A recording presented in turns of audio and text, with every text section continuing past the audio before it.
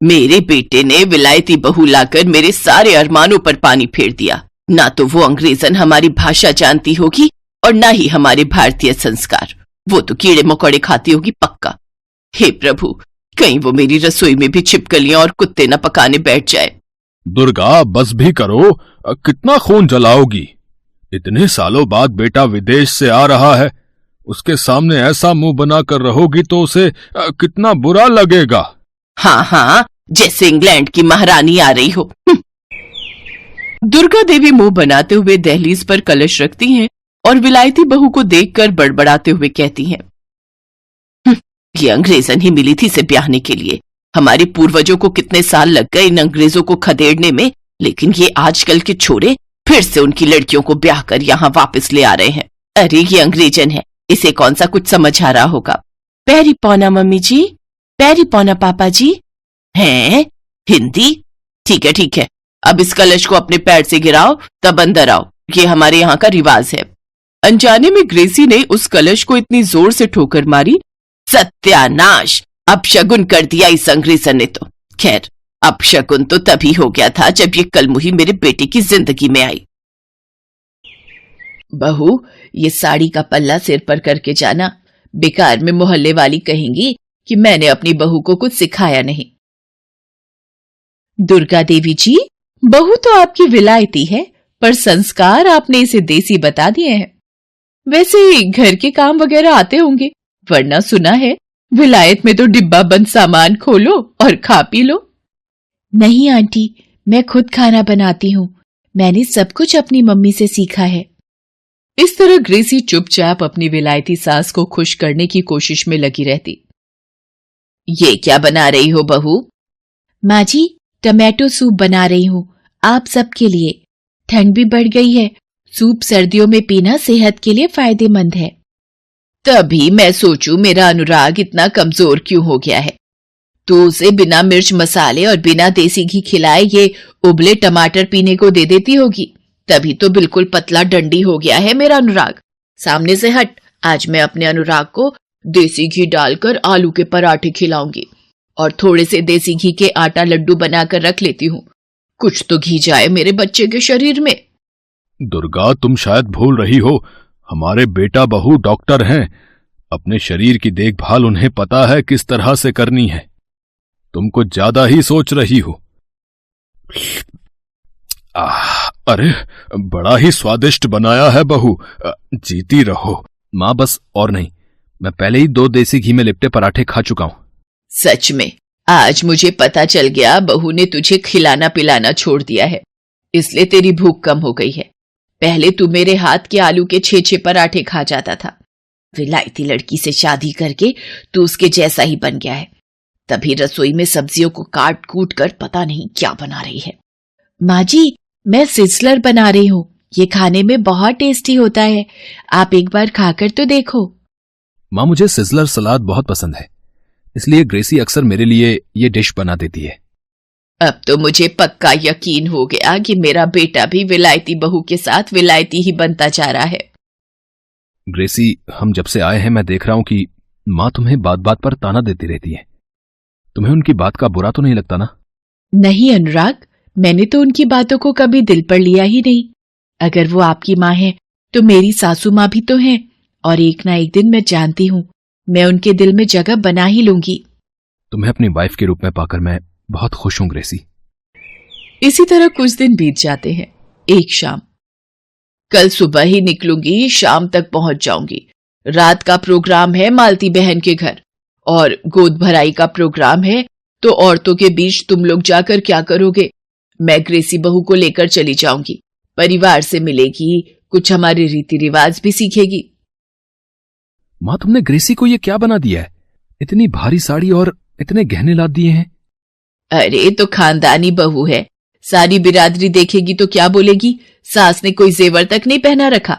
बहू विलायती है तो सास को तो देसी रहने दो। दुर्गा देवी ग्रेसी को लेकर गांव के लिए निकल जाती हैं।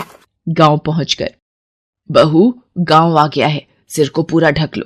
ये गांव है, यहाँ हर घर में बहुएं सिर को पल्ले से ढककर रहती हैं। पर माँ जी, यहाँ तो बहुत अंधेरा है, शायद लाइट गई हुई है। बहू, ये हमारा गांव है, तुम्हारा विलायत नहीं। यहाँ अक्सर बत्ती गुल ही रहती है और आती जाती रहती है। माँ जी, लगता है मेरे पैर गीली गीली मिट्टी में पड़ गए हैं। ये तो बदबूदार मिट्टी है माँ जी। बहू, ये बदबूदार मिट्टी नहीं, शुद्ध खुशबूदार गाय का गोबर है। इसके उपले बनाकर चूल्हा और अंगीठी जलाते हैं जिस पर खाना बनता है। अच्छा, सचमुच इंडिया कितना क्रिएटिव है, नए नए आइडियाज खोजता रहता है। आओ आओ दुर्गा भाभी। अच्छा, तो ये है विलायती बहू। शहर में तो देसी सास विलायती बहू की जोड़ी खूब रंग जमा रही होगी। वो तो है दीदी, अब मुझ जैसी सीधी सास हर किसी की किस्मत में नहीं होती ना। ये ताना बहुत बढ़िया मारा है भाभी तुमने। तुम तो बिल्कुल भी ना बदली हो। चलो आ जाओ, अपनी बहू से तो मिलो। आओ ग्रेसी बहू, तुम भी आओ। पूनम देखो, दुर्गा भाभी और उनकी विलायती बहू तुम्हारी गोद भराई की रस्म के लिए आई हैं। ग्रेसी, तुम बहुत सुंदर हो। तुम्हारे सुनहरे बाल तो बहुत खूबसूरत है। तुम भी बहुत प्यारी हो पूनम। कौन सा मंथ मतलब महीना चल रहा है पूनम? ये लो, इसकी डॉक्टरी शुरू हो गई। ग्रेसी, मेरा 7वां महीना चल रहा है, 2 महीने और अभी बाकी है। इस तरह सब लोग बातें करने लगते हैं और पूनम की गोद भराई की रस्में शुरू हो जाती हैं। ग्रेसी को ये सब देखकर बहुत अच्छा लग रहा था। तभी अचानक, माँ जी, मेरे पेट में दर्द हो रहा है, वो भी रुक रुक कर। अरे, मेहमानों की भीड़ भाड़ में हो जाता है। अभी तुम चुप करके बैठी रहो बहू, अभी और रस्में बाकी हैं। क्या हुआ मालती दीदी, पूनम कुछ बोल रही है? कुछ नहीं भाभी, मेहमानों के बीच थोड़ी थकावट हो गई है, शायद इसीलिए पेट में दर्द बता रही है। पूनम, कैसा दर्द हो रहा है तुम्हें? मुझे थोड़ा सा बताओ। पता नहीं ग्रेसी, मीठा मीठा दर्द हो रहा है, कभी उठता है कभी रुक जाता है। ये लक्षण तो लेबर पेन के हैं। पूनम, मुझे लगता है तुम्हें लेबर पेन स्टार्ट हो गए हैं, यानी कि बच्चा होने का दर्द। अरे, अभी तो 2 महीने बाकी हैं, अभी कैसे बच्चा हो जाएगा? तुम भी कमाल करती हो ग्रेसी बहू। बुआ जी, जरूरी नहीं कि बच्चा पूरे 9 महीने बाद ही हो। कई बच्चे 7वें महीने में भी हो जाते हैं, जिन्हें हम प्री मैच्योर बेबी कहते हैं। माँ जी, मेरा दर्द बढ़ते ही जा रहा है, बर्दाश्त के बाहर हो रहा है। कुछ कीजिए माँ जी, बहुत भयंकर दर्द उठ रहा है। अब क्या होगा? रामकली दाई तो अपने बेटे के घर शहर गई हुई है, अब क्या होगा? तो दीदी दूसरी दाई को बुला लो। भाभी, ये छोटा सा गांव है, यहाँ पर एक ही दाई है। डॉक्टर भी शहर में रहते हैं, जो सुबह आकर शाम को अपने घर चले जाते हैं। अब क्या होगा, कुछ समझ नहीं आ रहा। आप घबराइए मत बुआ जी, सब ठीक हो जाएगा। मैं पूनम को कमरे में लेकर जाना चाहती हूँ। मैं करूंगी पूनम की डिलीवरी, जिसमें मुझे आपकी मदद चाहिए। पर तुम कैसे करोगी? मुझे तो बड़ी घबराहट हो रही है। मालती दीदी, तुम भूल गई हो, ग्रेसी विलायत में बच्चों की एक बड़ी डॉक्टर है। मुझे अपनी बहू पर पूरा विश्वास है। ग्रेसी, मेरी सहायता करो, मेरे से दर्द और बर्दाश्त नहीं हो रहा। चिंता मत करो पूनम, मैं तुम्हें कुछ नहीं होने दूंगी। आप सब बाहर रहिए, मैं पूनम के साथ कमरे में हूँ। और कुछ देर बाद ग्रेसी एक छोटे से बच्चे को हाथ में लेकर मालती के पास आती है। बधाई हो बुआ जी, पूनम ने एक प्यारे से बेटे को जन्म दिया है। पूनम और बच्चा दोनों ठीक हैं। ग्रेसी बहू, आज तुम्हारी वजह से मेरी बहू और पोता दोनों सकुशल है। जीती रहो बहू, हमेशा खुश रहो। मुझे अपनी विलायती बहू पर गर्व है। वो अंग्रेजी में क्या कहते हैं? I am proud of you. माँ जी, आप भी तो मेरी बेस्ट मदर इन लॉ हो। लव यू माँ जी। और ग्रेसी का अच्छा व्यवहार उस दिन सबका दिल जीत लेता है। कहते हैं ना, व्यक्ति अपने चरित्र से महान बनता है। ये बात उस दिन दुर्गा देवी को समझ आ गई थी।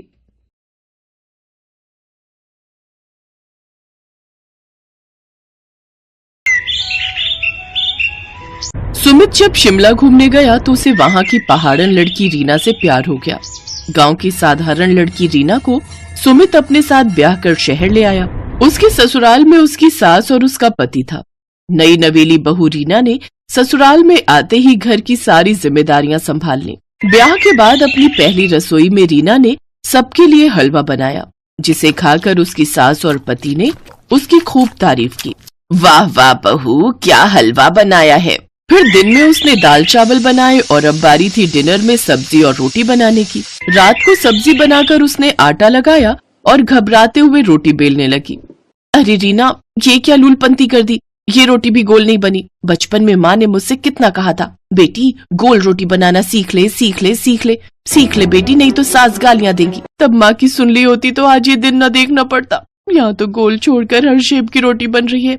रीना बेटा, अब जल्दी से अपना कोई जुगाड़ लगा, कैसे खिलाऊं अपनी सास और पति को गोल गोल रोटी। हाँ, आइडिया। फिर रीना जल्दी से टेढ़ी मेढ़ी रोटी बेलती है और उस पर गोल छोटी प्लेट रखकर उसे गोल आकार में काट लेती है। आहा, क्या गोल रोटी बनकर तैयार हुई है। वाह रीना वाह, सचमुच तेरे जुगाड़ का भी जवाब नहीं। लेकिन ऐसे उसे रोटी बनाने में काफी देर हो गई। बाहर खाने के टेबल पर बैठा उसका पति और सास उसकी रोटी का इंतजार करने लगे, लेकिन तभी रीना की रसोई का गैस सिलेंडर भी खत्म हो गया। अरे रीना, कहाँ रह गई? जल्दी रोटी लाओ ना। जी जी, अभी लाई। हे भगवान, अब इस गैस सिलेंडर को भी आज ही खत्म होना था। उधर माँ जी और ये रोटी का इंतजार कर रहे हैं। अब क्या करूं? अब यूं खाने के लिए बैठे को बीच में सिलेंडर के लिए उठाना सही नहीं होगा, और फिर वो दोनों क्या सोचेंगे कि कैसी गवार बहू लाए जिसे सिलेंडर तक लगाना नहीं आता। रीना रीना, चल चल, अब तू फिर से अपना कोई जुगाड़ लगा। उफ, इस बीमारी सिलेंडर से अच्छा तो अपने गांव का चूल्हा होता है। चूल्हा, हाँ चूल्हा। इतना कहकर रीना छत पर रखी कुछ लकड़ियां ले आती है। फिर 4 ईंटों का चूल्हा बनाकर उसमें रोटी सेकती है और फिर गर्मा गर्म रोटी पकाकर सबको खाने को देती है। फिर अगले दिन सुबह सरला अपनी बहू की मदद के लिए रसोई घर में जाती है तो देखती है कि उसकी बहू बर्तन राख से धो रही होती है। अरे बहू, ये क्या कर रही है? तू राख से बर्तन धो रही है? हाँ माँ जी, अभी देखिएगा सारे बर्तन कैसे चमक जाएंगे। अरे हमारे गांव में तो साबुन कहाँ होता था, हम तो राख से ही बर्तन धोते थे। बर्तन में भी चमक आ जाती है, साथ ही साबुन के पैसे भी बच जाते हैं। हाँ हाँ, वो सब तो ठीक है, पर एक बात बता, तू ये राख लाई कहाँ से? अब क्या बताऊं मैं आपको, कल रात को जब आप डिनर कर रहे थे तो सिलेंडर खत्म हो गया था और खाने के बीच से आपको उठाना मुझे सही नहीं लगा, इसीलिए मैं छत पर रखी लकड़ियां ले आई और 4 ईंट से चूल्हा बनाकर आप लोगों के लिए रोटियां सेक दी। हे भगवान बहू, तुझे पता भी है लकड़ियां कितनी महंगी हैं। वो लकड़ियां तो मैंने लोहरी पर जलाने के लिए रखी थी और तूने उनसे चूल्हा ही जला दिया। अरे माँ जी, खाना खाओगी तभी तो लोहड़ी देख पाओगी ना। अरे मेरी जुगाड़ू बहू, घर पर एक और सिलेंडर भरा हुआ रखा था, तू उसे लगा लेती ना। माँ जी, आप तो जानती ही हैं मुझे सिलेंडर लगाना नहीं आता और खाने के बीच आप लोगों को उठाना जरूरी नहीं समझा। हाँ, कह तो तू बिल्कुल सही रही है। मैं तो भूल ही गई थी कि मेरी बहू को तो सिर्फ जुगाड़ लगाना आता है, दिमाग चलाना तो उसे आता नहीं। ये कहकर सरला वहाँ से चली जाती है। फिर एक दिन सुमित को ऑफिस जाने के लिए देर हो रही होती है तो वो जल्दी में नाश्ता करता है कि तभी पास में रखा पानी का गिलास उसके फोन पर गिर जाता है।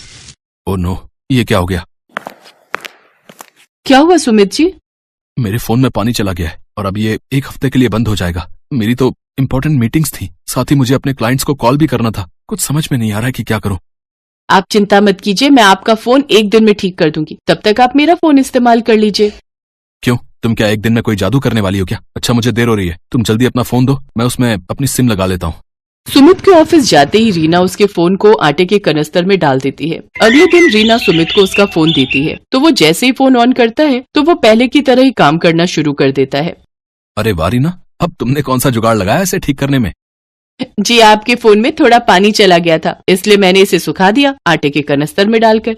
इसी तरह से रीना हमेशा किसी न किसी तरह अपना जुगाड़ लगा ही देती थी और अपने घर वालों की मदद किया करती थी। ऐसे ही कई महीने बीत जाते। फिर एक दिन सरला मच्छरों को भगाने के लिए कछुआ छाप का धुआं सारे घर में कर देती है, जिससे कि सुमित का गला बंद हो जाता है और वो कुछ बोल नहीं पाता। सुमित जी, आज संडे है, बताइए तो आज आपके लिए खाने में क्या बनाऊं? सुमित कोई जवाब नहीं देता। कब से पूछ रही हूँ, आप कुछ बोलते क्यों नहीं? इसके बाद सुमित उसे एक पेपर पर लिख कर देता है कि घर में माँ ने कछुआ छाप जलाई थी, मुझे उससे बहुत एलर्जी है, जिस वजह से मेरी आवाज बंद हो गई है और अब इसे खुलने में 3-4 दिन लग जाएंगे। क्या 3-4 दिन? आप देखिए मैं आपका गला 1 दिन के अंदर ही कैसे ठीक कर देती हूँ। मैं अभी आपके लिए काढ़ा बना कर लाती हूँ, उसे आप दिन में 2 से 3 बार पियेंगे ना तो जल्दी से ठीक हो जाएंगे। ये कहकर रीना किचन में काढ़ा बनाने चली जाती है। दूसरी तरफ सरला को याद आ जाता है कि उसके बेटे को तो इस धुएं से एलर्जी है। हे राम, आज मेरे बेटे को मेरी भूल की वजह से काढ़ा पीना पड़ेगा।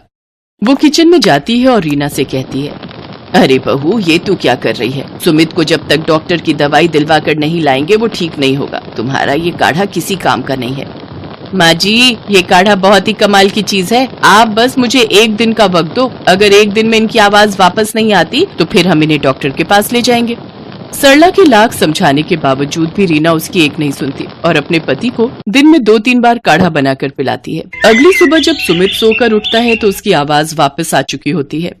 अरे वाह, क्या कमाल है रीना तुम्हारे जुगाड़ में। इतनी जल्दी तो मैं डॉक्टर की दवाई से भी ठीक नहीं हो पाता जितनी जल्दी इस काढ़े से हो गया। देखा माँ, तुमने रीना के जुगाड़ का कमाल। हाँ बेटा, तू सही कह रहा है। तेरी आवाज तो पहले की तरह ही ठीक हो गई। मानना पड़ेगा बहू के जुगाड़ को। ये इस बार भी काम आ ही गया। अब तो मुझे बहू के जुगाड़ पर पूरा भरोसा हो गया है। ये हमें हमेशा सही फल ही देता है। तो मान गए ना आप लोग मेरे जुगाड़ को कि ये कोई नुकसान नहीं देता और हमेशा सही वक्त पर काम आता है। हाँ, मेरी जुगाड़ू बहू। ये कहते ही सभी जोर जोर से हंसने लगते हैं।